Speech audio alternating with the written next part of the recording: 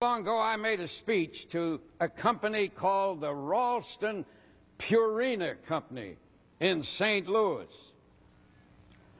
5,000 of their salesmen for a national sales convention of this great company. And this company was established by a man whom I knew at one time. His name was William H. Danforth. He was the founder, president, chairman of the board, and a great industrialist. He lived to be very old. When he was a young boy, he was very sickly. Later on, he wrote a book called I Dare You. It's a very small book.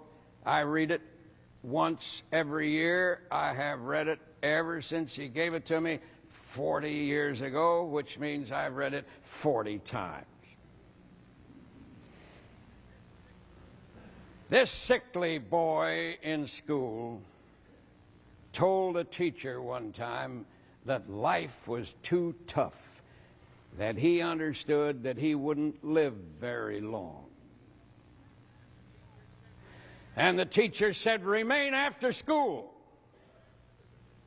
You've all been told to remain after school. And he was scared. And the teacher sat in a chair. And he said, "Now, Bill, stand up there in front of me. Draw yourself up to your full height. I know you think you are weak and skinny and sickly and you're going to die. But I want you to say after me, I am a child of God. God has given me a good body which I haven't developed. God has given me a good mind. God has put fresh air and pure water and wholesome food into the world for me. And I hereby dare you to become the healthiest boy in this school, the toughest physically. I dare you to live longer than any one of them." Now, it's a strange thing to say to a little boy. But years later, when he was about 84, I had lunch with him in the old Jefferson Hotel in St. Louis. There were half a dozen men. And I made the mistake of saying to him, "Mr. Danforth, how are you all this vigorous and vital at 84? He said to me, "Son, remember this was a long while ago. Would you like to be the same when you're 84? I said, "Yes, sir, I sure would."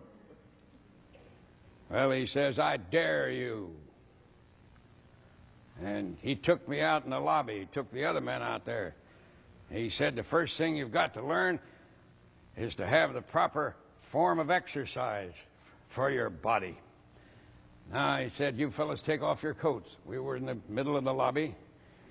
And he said, "We'll go through some exercises." I said, "You don't mean right here, do you?" "Right here," he said, "at no time like the present." And he had us lying on the floor with our feet in the air, doing all kinds of push-ups. And finally, when we were all struggling back into our coats, puffing, he wasn't puffing a puff. He said, "Return unto the Almighty, and He will build you up." Meaning to cooperate with life. Don't fight it. Learn the rules. Here's the rule book. You practice all the rules, and you're in forever. If you don't practice these rules, you're going to have hard going all the way.